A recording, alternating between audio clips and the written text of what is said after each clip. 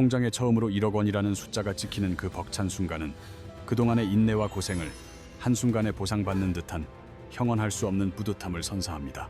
그러나 성취의 기쁨도 잠시 이 귀중한 종잣돈을 발판 삼아 다음 단계로 도약하기 위해 이제 무엇부터 시작해야 할지 몰라 마음 한구석이 막막해지곤 합니다. 바로 이 지점에서 자산의 성장이 1억 원에서 멈추는 사람과 이를 추진력 삼아 10억 원의 고지까지 자산을 밀어올리는 사람의 결정적인 갈림길이 생겨납니다. 오늘은 복잡하고 화려한 투자 기술 대신 한국에서 실제로 1억을 10억으로 키워낸 자산가들이 공통적으로 실천했던 5가지 핵심적인 선택과 흐름을 정리해 보겠습니다. 우선 자산 형성을 위한 큰 그림을 이해해야 하는데 돈이 불어나는 공식은 결국 원금과 시간 그리고 수익률이라는 3가지 요소의 상호작용이 전부라고 할 수 있습니다. 대개 우리는 연 50%의 경이로운 수익률을 기록했다는 소문이나 수십 배로 급등한 코인 이야기처럼 오로지 수익률이라는 자극적인 숫자들에만 매몰되곤 합니다. 하지만 냉정한 통계를 살펴보면 한국 가계의 순저축률은 최근 4% 수준까지 급격히 떨어졌으며 이는 개인들이 자산을 쌓는 데 큰 어려움을 겪고 있음을 시사합니다. 즉, 겉으로는 열심히 벌고 있는 것 같아도 정작 각종 생활비와 지출을 제외하고 나면 손에 쥐는 돈이 거의 없는 비효율적인 경제 구조에 갇혀 있다는 뜻입니다. 반면 국가 전체적으로 보면 저축과 투자 비중이 30%대 중반을 유지하며 기업과 공공부문은 불을 불려가고 있지만 오직 개인만 이 흐름에서 뒤처지는 양상입니다. 결론적으로 1억을 10억으로 만든 사람들은 운 좋게 높은 수익률을 맞춘 이들이 아니라 끝까지 원금의 크기를 늘리고 투자 시간을 확보한 사람들이었습니다. 이를 위한 첫 번째 핵심 키워드는 자신의 인격 소득 구조를 철저히 점검하여 매달 확실한 잉여 자금을 만들어낼 수 있는 시스템을 구축하는 것입니다. 두 번째는 한번 궤도에 오른 저축과 투자의 수준을 절대 뒤로 돌리지 않고 마치 근육을 단련하듯 끝까지 그 강도를 유지하는 끈기를 발휘하는 일입니다. 세 번째는 한국 자산 형성의 필수 관문인 거주 전략, 즉 내 집 마련 계획을 세우는 것이며 네 번째는 자산을 어디에 어떻게 나눠 담을지 정하는 자산 배분입니다. 그리고 마지막 5번째는 자신의 커리어와 인생 자체를 설계하여 소득의 근본적인 파일을 키워나가는 본질적인 형태의 재테크 전략을 실행하는 것입니다. 무엇보다 중요한 것은 순서인데 투자 공부에 매달리기 전 인격 소득과 저축 수준을 먼저 만들고 그 다음으로 집, 자산 배분, 커리어 순서로 나아가야 합니다. 인격 소득이라는 개념을 조금 더 현실적으로 풀어보자면 이는 단순히 버는 돈의 액수가 아니라 내 삶을 주도적으로 통제하여 남기는 돈의 힘을 의미합니다. 월급날 세금과 보험료가 빠져나가고 고정비까지 지출된 후 남는 돈이 거의 없다면 수익률이 아무리 좋아도 투자에 들어갈 원금 자체가 빈약할 수밖에 없습니다. 1억 원을 모아본 경험이 있는 분들은 적어도 한 번은 잉여소득을 극대화해본 소중한 기억이 있으며 이 저축 근육을 잃지 않고 유지하는 것이 부의 핵심입니다. 예를 들어 매달 150만 원씩 7년 동안 끈기 있게 모아 1억 원을 만든 사람은 대단한 과정을 거친 것이지만 진짜 승부는 그 이후의 태도에서 결정됩니다. 1억이라는 목표를 달성한 후 고생한 자신에게 주는 보상이라는 명목으로 저축액을 줄이거나 소비를 늘리는 우를 범하기 쉽지만 이는 매우 위험한 신호입니다. 통장에 1억 원이 모이는 순간 이제는 조금 숨을 돌려도 되지 않을까라는 유혹이 찾아오며 월 저축액을 150만 원에서 100만 원 이하로 낮춰버리는 경우가 많습니다. 하지만 저축액을 줄이는 그 찰나의 순간부터 10억 원이라는 최종 목적지까지 도달하는 속도는 우리의 기대와 달리 눈에 띄게 추락하기 시작합니다.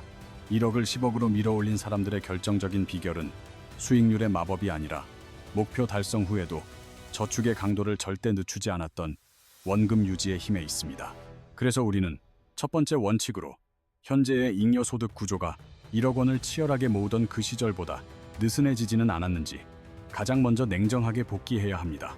만약 월급이 50만 원 올랐음에도 저축액은 제자리 걸음이고 카드값만 그만큼 늘어났다면 당신은 10억 로드맵에서 오히려 뒷걸음질 치고 있는 셈입니다. 이를 방지하기 위한 명확한 기준은 세후 소득의 최소 20% 이상을 무조건적인 저축과 투자로 우선 배정하고 남은 돈의 삶의 규모를 맞추는 강제적 시스템입니다. 소득이 높아질수록 이 비율을 25%에서 30%까지 점진적으로 끌어올리는 사람만이 10억 원이라는 경제적 자유의 구간에 남들보다 훨씬 빠르게 안착할 수 있습니다. 두 번째 원칙은 저축의 하한선을 설정하는 것인데 한 번 높여놓은 저축과 투자의 수준은 어떠한 상황에서도 절대 과거로 되돌리지 않는다는 철칙입니다. 이는 마치 헬스장에서 40kg으로 시작해 70kg의 바벨을 들 수 있게 되었다면 그 70kg을 자신의 새로운 기본값으로 삼아 훈련하는 원리와 같습니다. 많은 이들이 1억이라는 고지에 도달하자마자 월 150만 원의 저축 근육을 100만 원으로 퇴보시키지만 이는 부의 가속도를 스스로 포기하는 안타까운 선택입니다.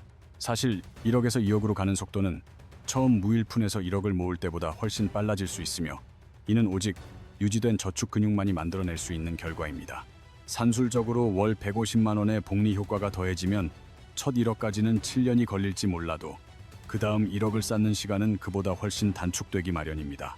여기에 비정기적인 성과급이나 추가 수입이 발생할 때마다 원금에 보태기 시작하면 2억과 3억 구간은 여러분의 예상보다 훨씬 순식간에 지나가게 될 것입니다. 그러므로 스스로에게 엄격한 규칙을 부여하십시오. 월 저축액은 소득 증가에 따라 올릴 수는 있어도 특수한 상황이 아닌 한 줄일 수는 없다는 단호한 원칙 말입니다. 만약 생활이 팍팍하게 느껴진다면 저축을 줄이는 쉬운 길 대신 통신비나 자동차 유지비 같은 고정비 구조를 근본적으로 뜯어고치는 전공법을 선택해야 합니다. 이제 원금과 시간의 중요성을 깨달았다면 세 번째 축이자 한국 자산 형성의 가장 거대한 변수인 거주 전략과 내 집 마련의 영역으로 눈을 돌려야 합니다. 최근 서울 아파트 가격이 1년 새 8% 안팎으로 급등했다는 뉴스를 접하며 많은 분이 박탈감을 느끼거나 혹은 조급함에 무리한 결정을 내리곤 합니다. 특정 시점에는 주식이 아파트보다 더 높은 수익률을 기록하기도 하지만 여기서 중요한 것은 무엇이 답인가를 찾는 소모적인 논쟁이 아닙니다. 핵심은 내 삶에서 주거 비용과 자산 가치를 어떻게 조화시킬지에 대한 나만의 전략을 가지고 있느냐이며 이는 주식과 부동산을 대립시키는 것보다 훨씬 중요합니다. 통계에 따르면 서울에서 중간 소득 가구가 집을 사기 위해 연봉을 한 푼도 쓰지 않고 13년이나 모아야 할 만큼 내 집 마련의 벽은 현실적으로 매우 높습니다. 1억에서 10억으로 자산을 키운 이들은 무주택 기간에도 전세와 월세의 기회비용을 숫자로 냉정하게 비교하며 자신만의 실리적인 거주 전략을 먼저 세웁니다. 이들은 특정 시점이 오면 본인의 생활권과 대출 상환 능력을 종합적으로 고려하여 실제 거주할 집을 확보하는 결단력을 보여줍니다. 또한 소득의 30% 이하만을 주거 관련 원리금 상환에 쓰겠다는 자신만의 대출 상한선을 숫자로 박아두고 이를 엄격히 준수합니다. 현재처럼 대출 금리가 4% 전후인 환경에서는 과거처럼 70%가 넘는 과도한 레버리지를 활용하는 것은 자칫 자산 성장의 독이 될 수 있습니다. 따라서 내 집 전략을 세울 때는 언제, 어느 지역에, 어느 정도의 레버리지를 허용할 것인지라는 세 가지 질문을 숫자로 정리해야 합니다. 이렇게 거주 문제를 자산과 동시에 해결하는 장기 프로젝트로 접근한다면 부동산은 단순한 투기 대상이 아닌 안정적인 삶의 기반이 됩니다. 네 번째 원칙은 자산 배분의 기술인데 1억을 넘어선 시점부터는 예금에만 머물지 말고 전략적으로 자산을 나누어 담는 투자의 영역에 진입해야 합니다. 지난 1년 동안 코스피가 큰 폭으로 상승하고 환율 변동성이 커진 상황에서는 자산의 통화 구성과 수익 구조를 다각도로 분석하는 눈이 필요합니다. 10억을 향해 전진하는 자산가들은 결코 한 종목이나 특정 코인의 모든 것을 걸지 않으며 항상 포트폴리오라는 단어를 가슴에 새깁니다. 가장 효율적인 자산 배분 방법은 통장을 성격에 따라 생활비, 비상금, 장기 투자, 그리고 실업용 소액 통장으로 꼼꼼하게 쪼개어 관리하는 것입니다. 생활비 통장에는 3개월치 고정비만 남기고 비상금은 예금이나 MMF처럼 언제든 현금화가 가능한 안전자산으로 철저히 분리해둡니다. 장기 투자 통장은 국내외 주식과 ETF를 섞어 10년 이상의 노후를 설계하고 실험 통장은 아주 적은 소액으로만 운용하며 시장을 공부합니다. 이때 자산의 배분 비율을 결정하는 핵심 기준은 본인의 현재 나이와 소득의 안정성, 그리고 짊어지고 있는 대출의 규모가 되어야 합니다. 가령 30대 무주택 직장인은 공격적인 성장을 위해 주식 비중을 60%까지 높일 수 있지만 대출이 많은 40대는 현금 비중을 높여야 합니다. 보편적으로 권장되는 자산 배분 프레임은 안전자산 30%, 성장자산 60%, 그리고 고위험 자산 10%의 구조를 유지하는 방식입니다. 여기서 안전자산은 예금과 채권, 현금을 의미하며 이는 시장이 흔들릴 때 여러분의 자산을 든든하게 지켜주는 방어막 역할을 수행합니다. 성장자산은 코스피와 코스닥, 그리고 해외 주식으로 구성되어 장기적으로 자산의 크기를 불려나가는 핵심적인 엔진 역할을 담당하게 됩니다. 마지막 고위험 자산은 개별 성장주나 코인 등을 소액으로 담아 자산의 상방을 열어두되 전체 자산이 흔들리지 않을 만큼만 운용해야 합니다. 중요한 것은 정해진 비율을 1년에 한두 번 정기적인 리밸런싱을 통해 맞춰줌으로써 시장의 소음에 감정이 휘둘리지 않도록 구조화하는 일입니다. 이제 돈 자체를 굴리는 기술을 넘어 부의 근원적인 크기를 결정짓는 다섯 번째 원칙인 사람과 커리어라는 인생 재테크에 대해 알아볼 차례입니다. 다섯 번째 원칙은 자산 그 자체보다 더 강력한 힘을 발휘하는 인생과 커리어라는 무형의 자산을 정교하게 설계하는 일입니다. 실제 통계를 보면 상속보다 본인의 업에서 사업 소득을 만든 자산가가 훨씬 많다는 사실은 우리에게 시사하는 바가 매우 큽니다. 결국 여러분이 매일 수행하는 본업이야말로 10억으로 가는 여정에서 가장 큰 현금 흐름을 창출하는 핵심 자산임을 잊지 말아야 합니다. 설령 언젠가 회사를 떠나게 되더라도 스스로의 실력으로 생존하고 나를 먹여 살릴 수 있는 자기만의 업을 미리 준비해야 합니다. 최근 3040세대 사이에서 활발한 N잡 역시 단순히 바쁘게 사는 것을 넘어 소득의 파이를 키우는 전략적인 수단이 되어야 합니다. 부자가 될 사람과 단순히 바쁜 사람의 차이는 부수입을 생활비로 쓰는지 아니면 자산의 계단을 오르는 연료로 쓰는지에 달려 있습니다. 부업으로 번 돈을 ETF 투자나 대출 상환에 쏟아붓는 사람의 10년 후는 소비로 탕진한 사람과 비교할 수 없을 만큼 앞서 나갑니다. 또한 결혼이나 동업 같은 경제적 파트너십을 통해 서로의 수입을 유기적으로 결합하여 자산 형성의 속도를 극대화하는 것도 지혜입니다. 맞벌이 부부가 한 사람의 월급으로만 생활하고 나머지를 전부 원금으로 돌리는 구조를 10년만 유지해도 10억 구간은 눈앞에 나타납니다. 커리어 관리는 단순히 직장 생활을 오래 하는 것을 넘어 들어오는 돈의 크기 자체를 장기적으로 키우기 위한 적극적인 경영입니다. 이직이 일상이 된 시대에 이를 단순한 이벤트가 아닌 내 몸값을 높이고 커리어를 확장하는 강력한 전략 도구로 활용해야 합니다. 매년 자신의 이력서와 포트폴리오를 업데이트하며 내 역량이 시장 평균과 비교해 어느 정도 가치인지 냉정하게 확인하는 습관이 필요합니다.